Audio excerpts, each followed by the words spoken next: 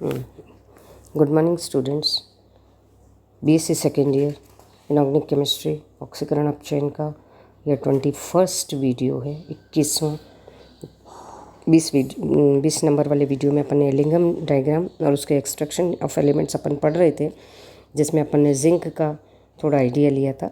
मैं डॉक्टर प्रीति अमेटा, एसजीजी government college, आपको उसी टॉपिक को थोड़ा सा एक्सटेंड करते हुए इसमें एक्सप्लेन करूँगी।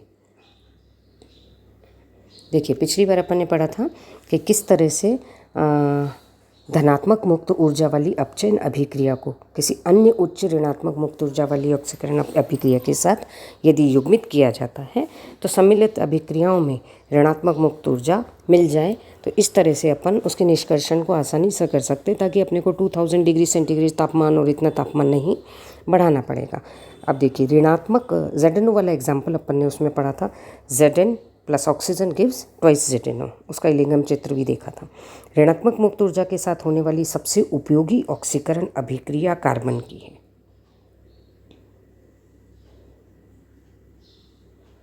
कार्बन जब होता है, कार्बन एक सस्ता औद्योगिक अभिकर्मक है तथा अभिक्रिया के इस युग्म के ऊष्मागतिकीय गुणधर्म भी सही होते हैं। कार्बन के ऑक्सीकरण अभिक्रिया की ताप पर निर्भरता अपन नेक्स्ट वाले डायग्राम में देखते हैं कि जो कार्बन है उसकी ऑक्सीकरण अभिक्रिया जो है उसकी ताप से क्या इफ़ेक्ट होता है उसको अपन देखेंगे। 710 डिग्री पर कार्बन का कार्बन ऑक्साइड में ऑक्सीकरण ऊष्मागतिकीय वरीयता से होता है। Carbon oxygen gives carbon dioxide, temperature 710 degree centigrade. Next वाले डायग्राम में आप देखिए, ये एक चित्र बनाया गया है। इसमें एक्स एक्सिस पे टेम्परेचर ले रखा है और वाई एक्सिस पे delta G kilo joule per mole के रूप में ली हुई है। इसमें एक देखिए 200 से लेकर के नीचे आ रहा है ग्राफ, जिसमें 2 कार्बन ऑक्सीजन क्या दे रहे हैं आपको, कार्बन मोनोऑक्साइड। एक है 400 डिग्री पे यदि अपन करवा रहे हैं तो वो 400 पे ही चल रहा है लास्ट तक। ताप ये अपना 400 किलो जूल पे करवा रहे हैं तो ताप कितना है, 2000 डिग्री तक आते आते भी वो carbon plus oxygen gives carbon dioxide.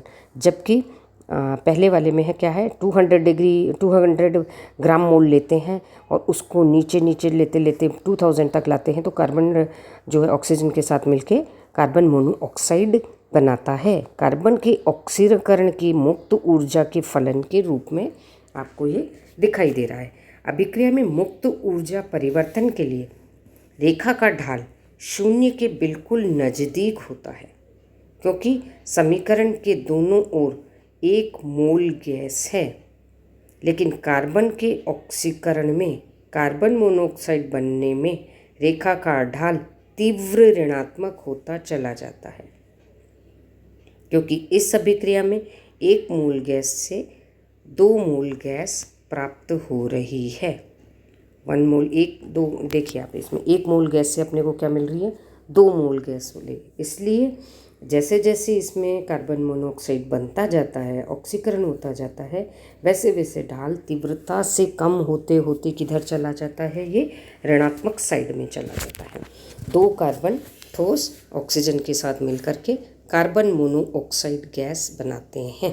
अब नेक्स्ट डायग्राम में आप देखिए, ZnO के साथ यदि अपन इस रिएक्शन को युग्मित करते हैं तो ZnO की जो एक्शन जितनी ऊपर जाती है कार्बन की उतनी ही नेगेटिव साइड में जा रही है। अतः कार्बन मोनोऑक्साइड का बनना 710 डिग्री सेंटीग्रेड के ऊपर ऊष्मागतिकीय रूप से अधिक सुविधाजनक है।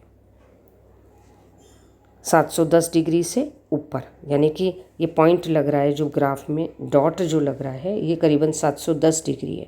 710 डिग्री टेम्परेचर से ऊपर जैसे जैसे 1000, 1500, 2000 तक जाएंगे तो वो क्या हो जाएगा, ऊष्मागतिकीय रूप से सुविधाजनक हो जाएगा। इस तरह से पहले वाले चित्र में और दूसरे वाले चित्र को दोनों को ध्यारोपित करके ये चित्र बना दिया है। हम देख सकते हैं कि 900 डिग्री सेंटीग्रेड दोनों रेखाएं एक दूसरे को लगभग काटती हैं। 900 डिग्री पे आप आ जाओ, ये आ गया 1000 लिखा हुआ है नीचे, 1000 के जस्ट थोड़ा सा पहले ऊपर क्रॉस हो रहा है, टकरा रही हैं दोनों रेखा। इस ताप पर कार्बन का ऑक्सीकरण जिंक ऑक्साइड के धनात्मक अपचयन से अधिक ऋणात्मक होता है। अतः इस ताप के ऊपर कार्बन के ऑक्सीकरण के कारण जिंक ऑक्साइड का अपचयन हो सकता है। ठीक है ना। कार्बन इसमें तो नीचे आ रहा है और ये ऊपर जा रहा है, तो इसके क्रॉस के जस्ट ऊपर यदि देखा जाए, इसके बाद यदि देखा जाए, तो इस ताप से ऊपर जैसे जैसे अपन जाते जाएंगे कार्बन मोनोऑक्साइड के कारण जिंक ऑक्साइड का अपचयन ईजिली हो जाएगा। यानी कि ZnO plus carbon give Zn plus CO।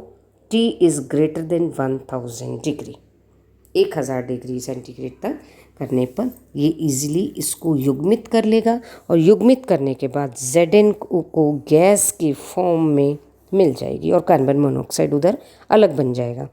यह सभी ऊष्मागतिकीय गणनाएं दाब की मानक परिस्थितियों से संबंधित है। औद्योगिक प्रगलन में परिस्थितियां भिन्न होती हैं, अर्थात हम जिस ताप की गणना कर रहे हैं वह केवल अपचयन प्रक्रम के न्यूनतम ताप के अनुमानित दिशा निर्देश हैं। जैसे कि HGT एलिंघम ने सर्वप्रथम यह माना था कि रेडॉक्स अभिक्रिया की सुसंगत प्रागुक्ति की परिस्थितियों की खोज में मुक्त ऊर्जा ताप के फलन के रूप में आलेख कितने उपयोगी हैं। एलिंघम ने क्या करा था कि यदि कोई धनात्मक है उसको ऋणात्मक मुक्त ऊर्जा के साथ कोऑर्डिनेट करा था। कोऑर्डिनेट करने से यदि वो एक दूसरे को वास्तव में कोऑर्डिनेट कर लेते हैं तो एक किसी मेटल का निष्कर्षण थोड़ा आसान हो जाता है। ये सारा ऊष्मागतिकीय आलेख है। औद्योगिक रूप जो होता है उसमें तो दाब की गणना भी होती है और काफ़ी सारी चीज़ें होती है प्रैक्टिकल में। तो अब देखिए ये जो चित्र है नेक्स्ट वाला, इसमें क्या क्या बताया गया है। सिल्वर, कार्बन, सिलिकॉन, कैल्शियम के लिए एलिंघम चित्र बिंदु गलनांक तथा क्वथनांक को प्रदर्शित कर रहे हैं। जो बिंदु बता रखे हैं वो अब 12, ये इधर तो डेल्टा जी है और नीचे की तरफ ताप है। डेल्टा जी -1200 से चालू हो रही है। सिल्वर आरेख द्वारा delta G is equal to 0 रेखा पार करने के पश्चात सिल्वर ऑक्साइड का स्वतः बनना बंद हो जाता है। सबसे टॉप पे आप देखिए सिल्वर आरेख कितना है, छोटी सी लाइन है। जैसे ही 0 डिग्री के ऊपर जाएगा तो सिल्वर ऑक्साइड बनना बंद हो जाएगा। सिल्वर ऑक्साइड कहाँ पे जाके बंद हो जाता है? लगभग 300 डिग्री सेंटीग्रेड के ताप के ऊपर विपरीत अभिक्रिया अर्थात सिल्वर ऑक्साइड का सिल्वर धातु में विघटन स्वतः ही होने लग जाएगा। जैसे ही 300 डिग्री तक जाएंगे, 300 के आसपास वो 0 को क्रॉस करके ऊपर चला गया। जब वो 0 को क्रॉस करके ऊपर चला जाता है तो 300 के ऊपर विपरीत अभिक्रिया अर्थात सिल्वर ऑक्साइड से सिल्वर धातु में विघटन अपने आप होने लग जाएगा। यानी कि डेल्टा जी धनात्मक किधर अपोजिट साइड में होते, जैसे ही आपको सिल्वर मिलने लगेगा तो ये अपोजिट साइड होगी। अपोजिट साइड होते ही ये डेल्टा जी क्या हो जाएगी? धनात्मक हो जाएगी। सेकंड, चित्र के अनुसार सिलिकॉन आलेख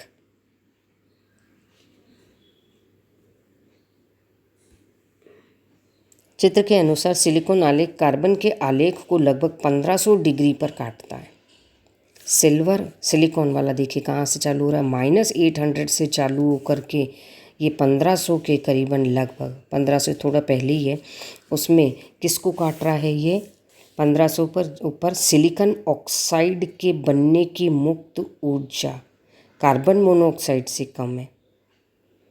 सिलिकॉन ऑक्साइड और कार्बन मोनोऑक्साइड ये दोनों यहाँ क्रॉस ओवर हो रहा है। कहाँ हो रहा है? लगभग 1500 से जस्ट पहले हो रहा है। इस जगह पे क्या होगा? इस ताप के ऊपर सिलिकॉन ऑक्साइड के बनने की मुक्त ऊर्जा कार्बन मोनोऑक्साइड से कम है, अतः सिलिकॉन ऑक्साइड की विघटन ऊर्जा का योग कार्बन मोनोऑक्साइड बनने के ऊर्जा से युग्मित होकर के कुल ऊर्जा का मान ऋणात्मक हो जाता है।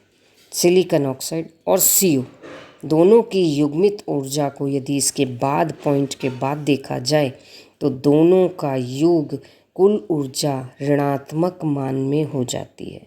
दूसरे शब्दों में इस ताप के ऊपर कार्बन को अपचायक में लेने पर सिलिकॉन ऑक्साइड का अपचयन सिलिकॉन में हो जाएगा। अतः इस टेम्परेचर के ऊपर यदि सिलिकॉन को कार्बन के साथ युग्मित किया जाए तो वो रिएक्शन से इसके बाद में सिलिकॉन का निष्कर्षण आसानी से किया जा सकता है। यानी कि सिलिकॉन जो ऑक्साइड के फॉर्म में पाया जाता है, प्रकृति में फटाफट चेंज हो जाता है, उसको अपन सिलिकॉन के फॉर्म में ले सकते हैं। नाउ थर्ड पॉइंट, कैल्शियम आलेख। अब कैल्शियम वाला देखिए आप, सबसे लोएस्ट है। कैल्शियम आलेख कार्बन आलेख को उस ताप पर नहीं काटता जिस पर कि औद्योगिक प्रगलन हो सके। ऊपर तक वो जा ही नहीं रहा है तो कार्बन के आलेख को ये काटेगा ही नहीं, प्रगलन। अतः कैल्शियम के निष्कर्षण के लिए ऊष्मा रासायनिक विधियाँ प्रायोगिक नहीं हैं। अतः क्या होगा, कैल्शियम कार्बन मोनोऑक्साइड के साथ कोप अप नहीं करेगा, युग्मित नहीं हो पाएगा, क्योंकि दोनों के ताप ही बिल्कुल अलग अलग हैं। अतः ये औद्योगिक रूप विधि में काम में नहीं आएगा। अतः कैल्शियम को विद्युत अपघटनी प्रक्रमों से निष्कर्षित नहीं किया जा सकता। अधिकांश, ये पूरा जो एक्सप्लेनेशन है वो इस पेज पे दिया हुआ है। अधिकांश ऑक्साइडों, सल्फाइडों, क्लोराइडों के लिए इलिंगम चित्र उपलब्ध है। अतः किसी भी प्रगलन प्रक्रम को प्रागुक्ति को सरल रूप में केवल इलिंगम चित्र के द्वारा ही जाना जा सकता है। इसके लिए प्रायोगिक परीक्षणों की आवश्यकता नहीं होती है। यह विकल्प समय तथा धन में महत्वपूर्ण बचत करता है। और यदि अपन औद्योगिक रूप में देखे जाएँ तो समय भी चाहिए, कम लगना चाहिए, धन भी कम लगना चाहिए और प्रोडक्शन ज़्यादा होना चाहिए। तो इलिंगम चित्र जो है वो निष्कर्षण में काफ़ी कुछ सहायक होता है, लेकिन जब ये प्रैक्टिकली और इन पे किया जाता है तब उसमें कुछ खामियां होती हैं। उनको हल्के से चेंजेस करके और आप मतलब किसी भी तरह से मेटल को निष्कर्षित किया जा सकता है। Thank you. नेक्स्ट वीडियो में अपन नेक्स्ट टॉपिक पढ़ेंगे।